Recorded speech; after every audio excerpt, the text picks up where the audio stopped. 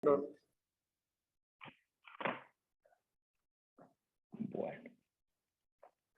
bueno, vamos a empezar entonces. Bueno, no sé, me imagino que la mayoría de los que están ahí pues no me conocen, a lo mejor los de tercer y cuarto año. Yo soy el doctor Felipe Parra, soy ex residente de Malvinas también. Y vamos a hablar un poco sobre la clase, inicialmente era anatomía de la cavidad abdominal para radiólogos. Obviamente, pretender dar toda la anatomía de la cavidad abdominal para radiólogos en una sola clase, pues es mucho y terminaría quedando muy cortado todo. Así que yo preferí enfocar la clase de una forma diferente, que esta clase incluso ya la dimos hace algunos años. Yo me voy a enfocar a hablar un poco sobre la embriología, que aunque siempre ha sido un tema ladrillo, a mí la embriología siempre me ha parecido muy importante. La embriología, cuando uno aprende radiología, uno de los profesores que ustedes tienen ahí ahora, que es el doctor Cavallo, tiene una frase que a mí se me quedó también para siempre, y es que un radiólogo siempre tiene que saber muy bien anatomía. Y esto es absolutamente cierto, porque cuando uno conoce bien anatomía y sabe qué es lo normal y sabe reconocerlo, puede empezar a entender después porque las cosas cuando no son como son, pues entonces empieza a identificar patologías. Y yo le doy a esto un paso más, es la embriología, la explicación de por qué las cosas llegan a estar donde están para poder entender la anatomía. Entonces esta clase la vamos a enfocar un poquito de esta manera.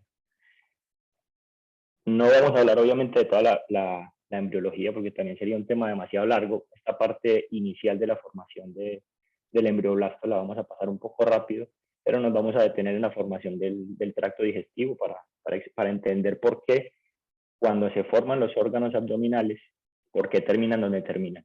Y esto empezarlo a relacionar un poco con la anatomía.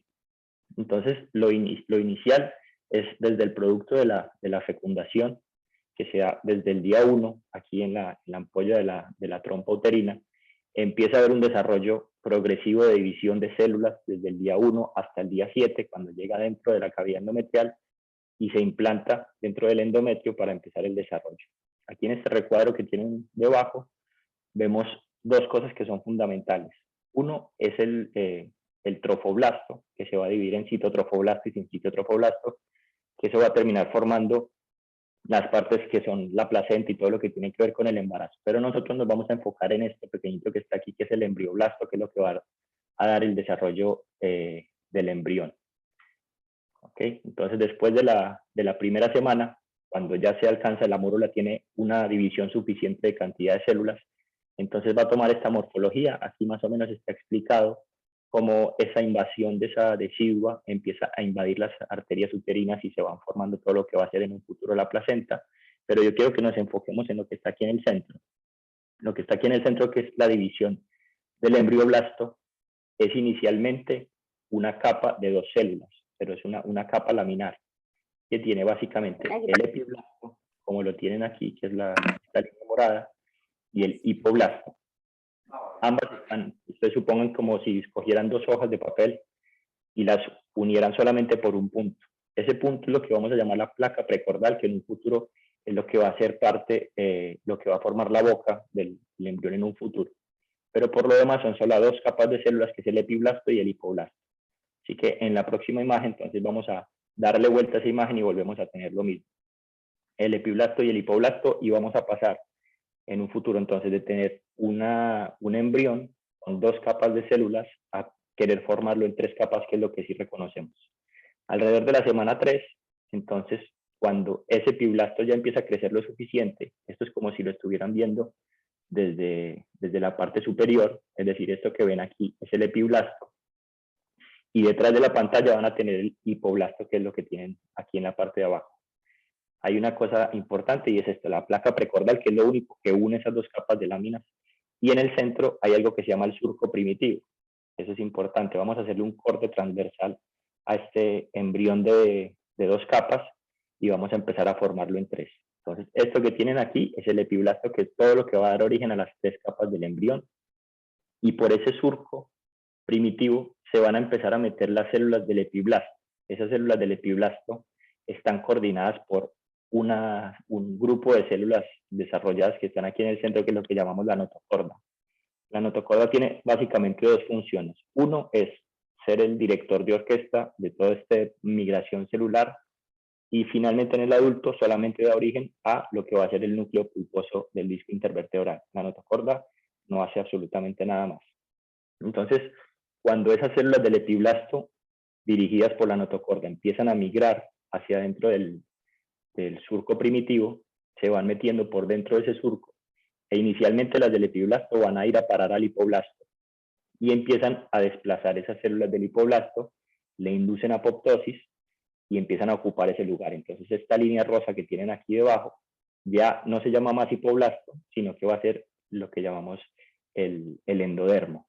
Inicialmente solamente el endodermo, después hay otras capas de células que se van a meter también por el surco primitivo, pero van a quedar en este punto intermedio y van a terminar formando la capa del mesodermo. Y finalmente, bueno, el mesodermo ya después veremos qué es lo que genera. Y finalmente las del epiblasto, ellas mismas van a ocupar su mismo lugar, pero ya no se llamarán epiblasto, sino ectodermo. Y ahí vamos a pasar entonces alrededor de la semana 3 a tener un embrión de 3 capas laminares con las que conocemos el mesodermo, ectodermo y endodermo en su orden. El ectodermo inicialmente no le vamos a dar mucha atención en este momento, es muy importante para el desarrollo del sistema nervioso, y vamos a pasar entonces a esto. Entonces tenemos un embrión de 3 capas que ahora lo que tenemos que hacer es darle una forma tridimensional. Entonces en la semana 4 lo que va a hacer es algo que se llama el pliegue ventral. El pliegue ventral lo que va a hacer es ir uniendo esas capas, desarrollándose alrededor de ese mismo embrión para formar una estructura tridimensional.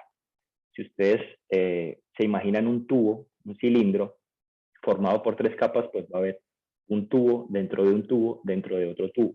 Y esas 3 capas son lo que formamos, como si fuera un cilindro de 3 capas. Y eso inicialmente es todo lo que va a ser el tubo digestivo, que va desde la boca hasta el ano.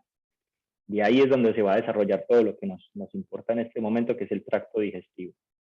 Entonces, cuando se da todo ese desarrollo, ya vamos a hacer un poco más compleja la imagen. Vamos a enfocarnos en esto. Toda esta imagen que tienen aquí es el tubo digestivo, que va desde la boca hasta el ano. En este punto del desarrollo estamos todavía en la cloaca. Pero entonces lo importante nuestro viene desde aquí. De ese tubo digestivo primitivo va a salir el divertículo respiratorio, donde va a salir el esófago y los pulmones, y ahí hacia arriba estará la faringe, pero nos vamos a enfocar en esto, que es el intestino primitivo. Ese intestino primitivo se divide en 3 segmentos: el intestino anterior, el intestino medio y el intestino posterior. Lo importante de cada uno de esos segmentos del intestino primitivo es cuál es la arteria que los está irrigando, y de eso depende absolutamente todo lo que va a pasar en adelante. El intestino anterior es todo lo que está irrigado por la arteria, por el tronco celíaco. El intestino medio, todo lo que depende de la arteria mesentérica superior. Y el intestino posterior, todo lo que depende de la arteria mesentérica inferior. Evidentemente hay zonas que están muy cercanas una de otra, y por eso vamos a encontrar en la anatomía del adulto que hay algunos órganos que tienen una irrigación compartida entre los 2 circuitos arteriales. Que eso pasa aquí cuando se pasa del intestino anterior al medio y del medio al posterior. Bueno, aquí tienen más o menos una organización de qué es lo que se deriva de cada una de los intestinos primitivos. No pretendo que se lo aprendan todo de memoria, de hecho ni siquiera hace falta aprendérselo de memoria, pero sí que entendamos de dónde vienen las cosas para saber por qué. Y esto porque es importante, no solo para saber qué se deriva de cada uno, sino que, como les digo, todo lo que depende de la irrigación de una de las arterias, pues también comparte la inervación todos en conjunto, y el drenaje linfático y el drenaje venoso todos en conjunto a grandes rasgos, más o menos así. Entonces, y esto es importante clínicamente porque eso explica por qué muchas veces cuando tenemos alguna patología en una parte, encontramos dolores referidos. Porque cuando tengo apendicitis, entonces duele el mesogastrio. Porque todo lo que viene del intestino anterior termina manifestando con un dolor, por ejemplo, en el epigastrio, y todo lo del intestino posterior en el hipogastrio. ¿Okay? Entonces, más o menos así. En lo que compete al abdomen, desde el estómago hasta más o menos la segunda porción del duodeno, es todo lo que viene del intestino anterior. Desde el duodeno hasta el tercio distal del colon transverso es el intestino medio, y desde el tercio distal del colon transverso hasta la parte superior del canal anal es el intestino posterior, y ellos son los que comparten no solo la irrigación, sino la inervación y todo lo demás. Bueno, vamos a volver entonces a esa imagen de ese tubo primitivo donde tenemos las tres capas de embrionarias. Aquí tenemos el tubo digestivo en un corte transversal. Imagínense que esta es la parte posterior. Aquí tenemos la aorta y los dos riñones que van a estar en el retroperitoneo. Y tenemos entonces las tres capas. Primero el ectodermo, que ya dijimos que la parte neurológica la dejamos para después, pero todo lo que está por fuera, es decir, la piel y todo lo que está envolviendo al embrión, pues es lo que se deriva del ectodermo. Todo lo que va por dentro del tubo digestivo es lo que se deriva del endodermo, y entre las dos vamos a tener el mesodermo, que es una capa que está envolviendo las dos partes. Entre las dos capas del mesodermo tenemos algo importante que se llama la cavidad celómica. Si nos damos cuenta, aquí dentro de la cavidad celómica no hay absolutamente nada, es decir, no hay células y no va a haber nada que se derive de ello. Lo que pasa con la cavidad celómica es lo que va a formar esas cavidades virtuales en el adulto más adelante, es decir, la cavidad peritoneal, el espacio pericárdico y el espacio pleural, porque aquí no se va a derivar nada, sino que simplemente ese líquido va a estar ahí ocupando una cavidad virtual. Entonces, en la representación en el adulto tenemos precisamente eso: el tracto digestivo, las cavidades celómicas, el retroperitoneo por aquí y el ectodermo cubriéndolo. Hay una cosa que me parece importante y es cómo estas estructuras, en el momento en el que se van moviendo en el desarrollo, terminan ocupando lugares, y eso da lugar a explicar la nomenclatura de cuándo las cosas son intraperitoneales, cuándo son retroperitoneales y cuándo hay algunos órganos que terminan siendo retroperitonealización secundaria, que ya les voy a explicar un poquito de qué se trata eso. Todo lo que tiene aquí el tubo digestivo está irrigado por la arteria, pues que ya dependiendo de qué segmento, pues hay una que lo tiene. Lo que la aorta envía a través de su arteria en ese espacio, eso se llama el mesenterio. En un principio siempre hay un mesenterio dorsal, por donde viene la arteria y van los linfáticos y los nervios y las venas, y un mesenterio ventral, que en algunos, solo en un caso se va a permanecer, pero en los demás no. Todo lo que está por detrás de eso va a ser retroperitoneal. Y todo lo que esté envolviendo al tubo digestivo va a ser el peritoneo visceral. Todo lo que esté en la parte externa de ese celoma va a ser el peritoneo parietal en un futuro. Entonces aquí tenemos, por definición, los órganos intraperitoneales son los que están cubiertos por un peritoneo visceral, pero también por fuera por un peritoneo parietal. Es decir, tiene dos coberturas de ese derivado del mesodermo, y van a ser órganos intraperitoneales. En el desarrollo de ese intestino se empiezan a formar según la parte en la que estén. Dentro de ese tubo digestivo hay evaginaciones. Inicialmente, vamos a empezar con este ejemplo. Esta evaginación es la primera, que es lo que llamamos el esbozo hepático. Esta evaginación que está aquí va a formar el hígado y la vesícula biliar. Eso se expande, obviamente esas células empiezan a reproducirse y forma el divertículo hepático. Aquí entonces nos vamos a dar cuenta que esto está comunicado con el tubo digestivo, y entonces entendemos cómo se forma también la vía biliar, porque hay una comunicación de un conducto que comunica el divertículo hepático con el tracto gastrointestinal. Entonces tenemos aquí la vía biliar. Y delante de eso tenemos el mesenterio ventral, que es algo que está comunicando ese esbozo hepático con la pared abdominal anterior. Y esto es lo que va a dar origen al ligamento falciforme con el ligamento redondo, que ya después vemos por qué. Bueno, entre estas regiones entonces, entre estas dos regiones que están aquí, que ya dijimos que va la vía biliar, se forma esto, que es lo que llamamos el epiplón menor, ¿vale? Eso ya vamos a ver su importancia. Entonces tenemos el epiplón menor, la vía biliar viajando dentro de ello, y no solamente la vía biliar, sino la tríada portal completa, el peritoneo visceral, aquí el ligamento falciforme, que es lo único que viene a comunicarse con la pared abdominal anterior, y así se forma el hígado.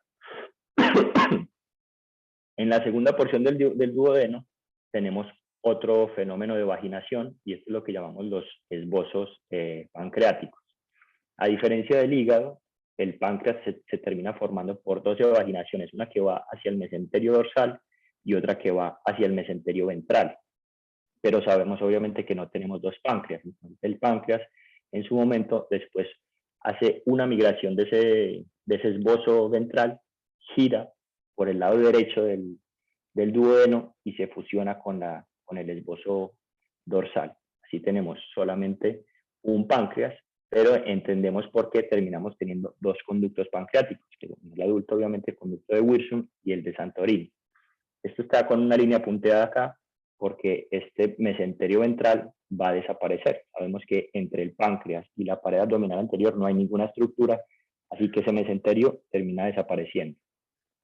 Lo que yo quiero resaltar de por qué es importante la embriología es porque esto nos permite entender también muchas de las patologías de malformaciones congénitas. Aquí, por ejemplo, es la explicación de por qué cuando este esbozo anterior del páncreas no gira como debe, que este es el caso normal, algunas veces puede girar por los dos lados y terminar produciendo una patología que se llama el páncreas anular.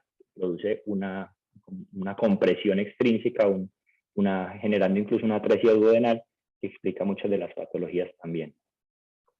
Aquí tenemos una imagen un poquito más compleja. Aquí en el duodeno entonces tenemos el esbozo pancreático ventral y el dorsal. El ventral da la vuelta por el lado derecho del duodeno y se fusiona y terminamos teniendo un conducto pancreático principal y uno accesorio. Esto más o menos semana 5 o 6. Y aquí lo vemos ya en el adulto, donde está el páncreas dorsal y el páncreas ventral. Una vez que han dado la vuelta y está todo acomodado, terminamos teniendo los dos conductos pancreáticos. Ahora, seguimos con esto. Un poco más arriba, volviendo aquí al corte a la altura del estómago, hay un grupo de células que se derivan del mesodermo, que fíjense que esto no es una evaginación del intestino, por eso explicamos por qué esta estructura no va a tener comunicación con el tubo digestivo, sino que estas células se desarrollan y van a formar el vaso. No hay una comunicación con el tubo digestivo porque el vaso no lo tiene, sino que son simplemente células del mesenterio dorsal que se desarrollan, pero sí que está cubierto por las capas de peritoneo visceral y más adelante por peritoneo parietal. Entonces tenemos la formación del vaso.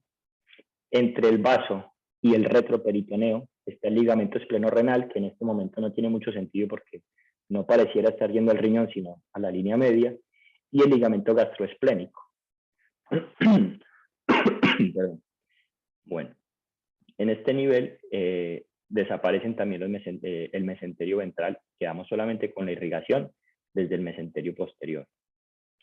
Ahora, ya voy a explicar, hay ciertos movimientos del tubo digestivo y unas rotaciones que se dan, y eso lo que va a hacer es que las estructuras intraabdominales vayan a entrar en contacto con el peritoneo parietal, y este, por ejemplo, es el caso de lo que sucede aquí. La capa de células epiteliales que están aquí, que es en principio era el peritoneo visceral, entra en contacto directo con el peritoneo parietal, se fusionan y desaparece. Y va a quedar solamente un tejido conectivo. Y esto es lo que pasa cuando un órgano que tenía inicialmente una localización intraperitoneal porque estaba cubierto por dos capas de peritoneo visceral, termina teniendo una sola y es lo que llamamos retroperitonealización secundaria. Es decir, en algún momento fue intraperitoneal, pero por su localización termina teniendo solo una capa de peritoneo y ya no es más intraperitoneal por definición y pasa a ser retroperitoneal, pero en algún momento lo fue. Aquí entonces tenemos lo mismo.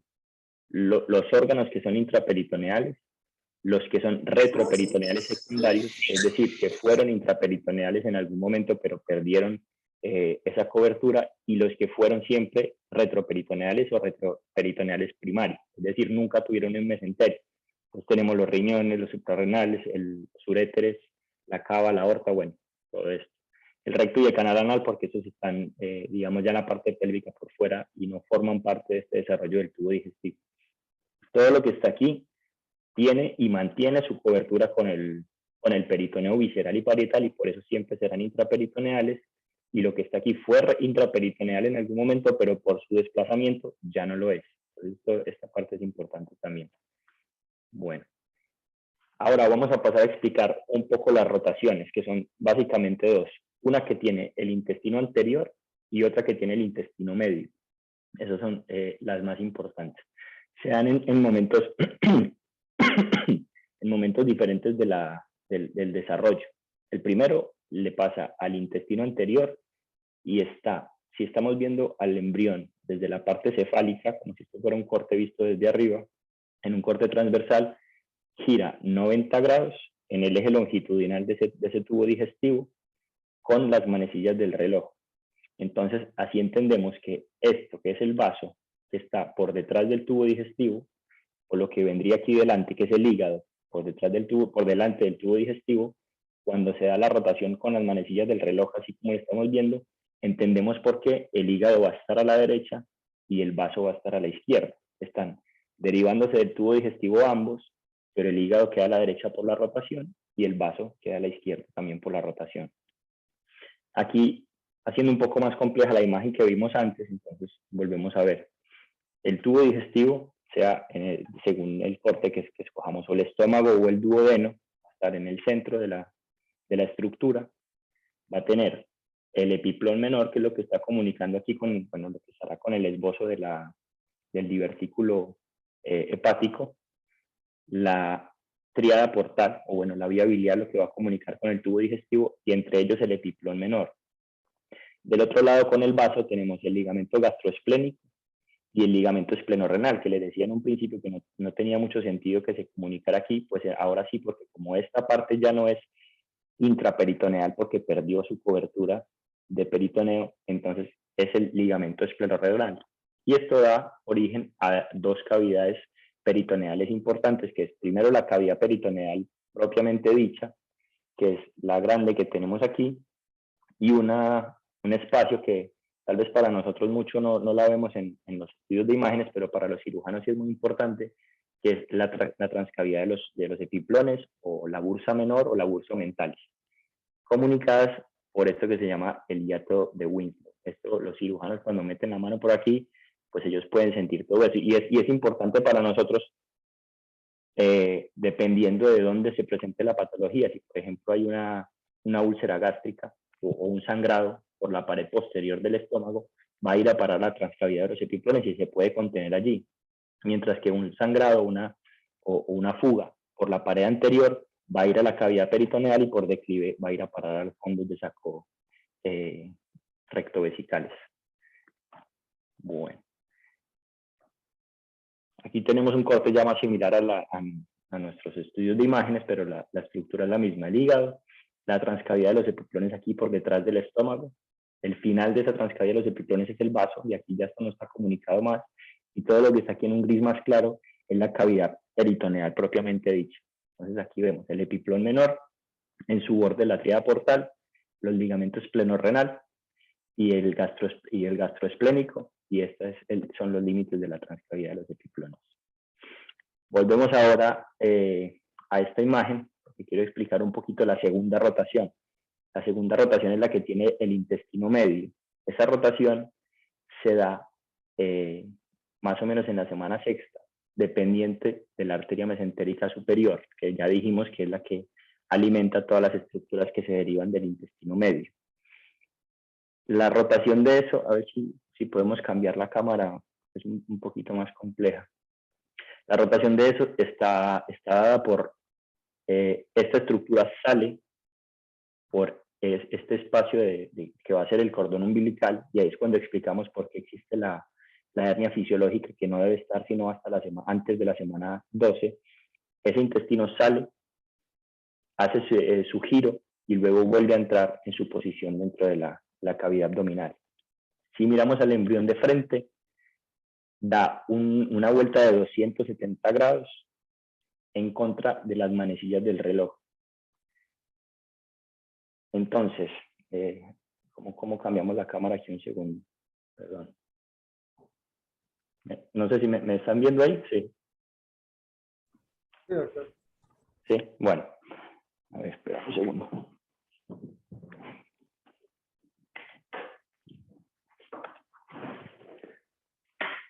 A ver, vamos a suponer que esto que yo tengo aquí es el intestino, ¿no? No sé, yo sé que se ve muy oscuro, pero bueno, ese es el intestino. Entonces, esta parte superior va a ser el intestino más proximal y la parte de abajo el intestino un poco más distal. Entonces, todo lo que tiene conexión con el intestino medio, que es lo que deriva de la arteria mesentérica superior, va a salir completamente de la cavidad abdominal del embrión y va a dar un giro de 270 grados. Entonces, yo tengo esta parte de arriba, 90 grados, 180 grados y después 270. Y con eso yo explico por qué termino teniendo el ciego en la parte derecha, el colon transverso arriba y el colon descendente en la parte izquierda. Todo eso, justo así con esas vueltas que dio, vuelve otra vez a la cavidad abdominal y queda así. A ver, otra vez.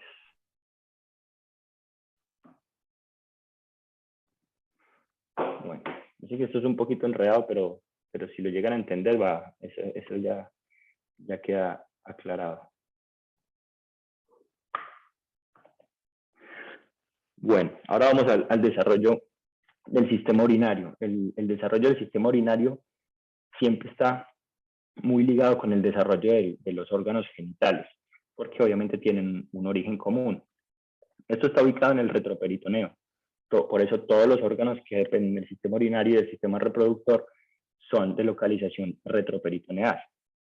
Tenemos esta estructura violeta que tienen aquí en el centro, es la gónada indiferenciada, que va a ser un testículo u ovario en el adulto, y están a su lado tiene algo que se llama el surco genital, que tiene 3 porciones, el mesonefro, el paramesonefro y la gónada indiferenciada. Entonces, aquí lo tenemos un poquito más complejo. Esto que tienen aquí es todo lo que va a dar origen al sistema urinario. En principio es el pronefros, bueno, así como está el pronefros, el mesonefros y el metanefro. El pronefros es el primero que se desarrolla y también el primero que involuciona.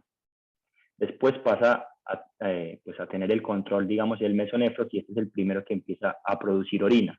Este mesonefros está comunicado con el conducto mesonéfrico, que si le seguimos la imagen aquí, va a parar a esta estructura, que es lo que se llama la cloaca, la parte última del tubo digestivo, y este a su vez se comunica con esto que se llama la alantoides, que va a dar al ombligo. Entonces, en un principio, esa primera parte del mesonefros produce la orina inicial de ese embrión y va a empezar a producir esa orina a salir hacia la cavidad, es decir, hacia la cavidad amniótica, y por eso empieza a aparecer el líquido dentro de esa cavidad amniótica. Ese mesonefros después va a involucionar y el conducto mesonéfrico se desarrollará. Para el hombre va a terminar formando el conducto deferente y en la mujer desaparece. Y por último queda la masa metanéfrica, ese mesonefros ya no funciona más y la masa metanéfrica es la que va a formar el riñón del adulto, pues propiamente dicho. Aquí en una imagen un poquito más ampliada, en el final de la semana 5 tenemos esto, que es el blastema metanéfrico, que es todo lo que va a dar la porción que filtra del riñón, es decir, todas las nefronas. Y aquí tenemos algo que se llama el esbozo ureteral, que es todo lo que va a dar el sistema conductor de la orina. Si se fijan inicialmente, esto está localizado en la pelvis, y por un estímulo bilateral que tienen entre las dos partes, el esbozo ureteral va a empezar a ramificarse dentro de ese blastema metanéfrico y va a empezar a desarrollar los cálices menores, los cálices mayores, y va a empezar a empujar este riñón futuro dentro de su localización retroperitoneal, pero en una posición más alta. Entonces, con eso entendemos por qué muchas veces podemos terminar teniendo patologías del desarrollo o riñones pélvicos o fusionados con el contralateral, por ese desarrollo que tienen conjunto hacia arriba. Y su parte más distal se va a comunicar dependiendo del conducto mesonéfrico y va a ir a parar a la cloaca. La cloaca tiene inicialmente, o no, se le va formando, mejor dicho, algo que se llama el septo rectal, que va a formar la vejiga por un lado y separar el recto, que es la última parte del tubo digestivo, por otro lado. Y desde la vejiga hay algo que se llama, hacia la alantoides, como dijimos inicialmente, como se expulsaba la orina, y esto en el adulto va a terminar fibrosándose y produce lo que llamamos el uraco, que si no se fibrosa, pues puede terminar teniendo lo que llamamos el uraco persistente, que es este conducto que se mantiene abierto hacia la cavidad por fuera en el ombligo, o puede cerrarse parcialmente en un segmento o en los dos, o así como está. Y así entonces se forma el riñón en el adulto. Vamos a hablar un poquito también de la parte vascular. Ya dijimos las tres ramas principales para órganos intraabdominales de la aorta, que es el tronco celíaco, la arteria mesentérica superior e inferior, y ya después las ramas que van para las ilíacas y por supuesto las arterias renales, que no las mencionamos hasta ahora porque las renales, como al ir para los riñones, pues obviamente son para órganos retroperitoneales. Entonces, el tronco celíaco, todo esto que esté irrigando el tronco celíaco, entonces sabemos que son órganos derivados del intestino anterior. Entonces tenemos una arteria hepática común, que va después a una arteria hepática propia, y esta otra rama de la hepática común es la arteria gastroduodenal, que viene por esta parte posterior de la cabeza del páncreas, y termina como la arteria pancreatoduodenal superior. Lo que decía que en esas partes donde se solapan el desarrollo del intestino anterior con el medio, por ejemplo en la cabeza del páncreas, porque tiene una irrigación compartida con ramas de la arteria mesentérica superior. Esta es la arteria pancreatoduodenal inferior, que se comunica con la superior, que viene del tronco celíaco, y esto se ve mucho en todos esos segmentos que comparten la irrigación en el desarrollo. Después entonces está la arteria esplénica, que entonces también vendrá del intestino anterior y con toda la circulación colateral, que esto es muy importante cuando uno reconoce patología vascular del intestino, porque al tener todos estos circuitos anastomóticos, favorece que si llega a haber alguna obstrucción o alguna patología en una de las arterias, el circuito va a hacer más grandes esas arterias para compensar la isquemia que puede presentarse de otros. Las ramas de la arteria mesentérica superior, esta que tienen aquí, ya mencionamos entonces la pancreatoduodenal inferior, y tienen la irrigación de todo lo demás, todas estas ramas intestinales que son para el yeyuno y el ileum, la rama ileocólica que es para el ciego y el apéndice, la cólica derecha, y fíjense cómo tienen todas estas anastomosis después que hablamos de la circulación de Riolano, y la arteria cólica media. Hasta aquí termina porque entre la segunda y la tercera porción del colon transverso, entonces está la división de la tercera parte del intestino posterior, que ya sabemos que depende de la arteria mesentérica inferior. Entonces también hay un circuito anastomótico aquí que está con una circulación compartida. Y después nos queda la arteria cólica izquierda, las ramas sigmoides y la arteria rectal superior. El recto, por debajo de la línea pectínea, y el canal anal no dependen de la arteria rectal superior, sino que son irrigadas por ramas de las arterias de la ilíaca interna. Eso con respecto a la parte arterial.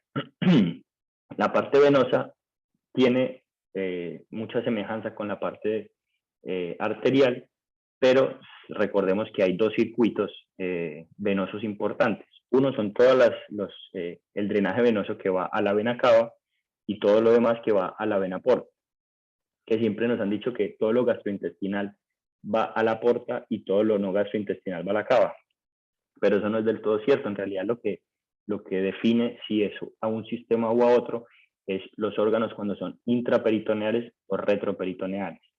Pero entonces aquí esto es importante que sí lo aprendan a manejar bien, porque de aquí se deriva mucha patología, sobre todo la formación de mesentérica inferior con la vena esplénica, forma lo que llamamos el complejo esplenomesaráico, al que llega también la vena mesentérica superior, y forman la vena porta.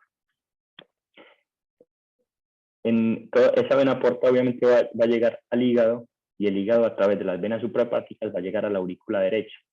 Esta circulación compartida es importante porque muchas veces cuando hay mucha patología hepática, sea obstructiva, sea por cirrosis, por Buchiari, cualquier patología que no permita el drenaje del sistema porta, va a buscar circulación colateral a través del circuito de la vena cava inferior. Y esto también es importante reconocer lo que son todas las anastomosis que hay portosistémicas, es decir, cuando el circuito no puede devolver la sangre a través del hígado y a través de las suprahepáticas a la aurícula derecha, va a reversar su flujo y va a devolverlo a los circuitos anastomóticos más comunes, que es a través de la gástrica izquierda, las varices esofágicas, la vena rectal superior y vena rectal inferior, que ya les digo, la superior va a todo el sistema porta, como la vemos aquí, mientras que la rectal inferior va al sistema de la cava. Entonces, cuando no se puede por el sistema porta, todo este circuito venoso va a derivar su flujo a las venas rectales inferiores y entonces vamos a ver todas las manifestaciones de hipertensión portal, como son las varices esofágicas, las hemorroides, el flujo en la pared abdominal, cuando aparece la cabeza de medusa y eso, cuando se vuelve a hacer permeable la vena umbilical y deriva su flujo otra vez a la pared abdominal. Con esto terminamos.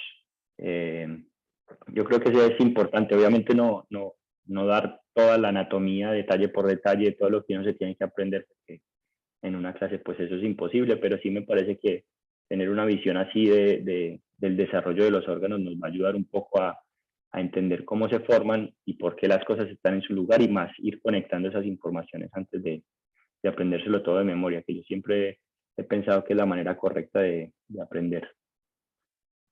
No sé si alguien quiere hacer alguna pregunta.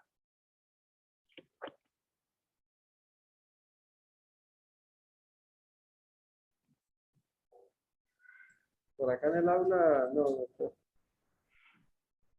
Ok.